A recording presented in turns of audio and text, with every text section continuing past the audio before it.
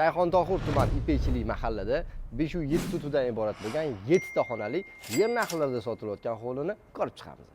Agar arzon deyapmiz, sababi Ipakchilik mahallada hozir bir sotuga 55 ming 60 ming dollar atrofida so'rashyapti, lekin suvda yo'q. Uy egalari bilan gaplashdik, 50 mingdan startli baholanyapti. Shu ko'rib turgan hovlilar. Fasatimiz 19 metr, ichkariga 30 metr, umumiy 507 sotudan iborat. Hovlimizdan ichiga kirdik, tashqariga ham, ichkariga ham bemalol avtomobilni qo'ysanglar bo'ladi. Asosiy binoning tagiga to'liq podval qilingan. Chapki tomonda katta zal, tepa tomonda alohida o'zini bolxonasi hamda o'ng tomondagi xonalardan boshlaymiz. Qaranglar. Kirdik, yopiq ayvon, undan tashqari 3 ta xona bor.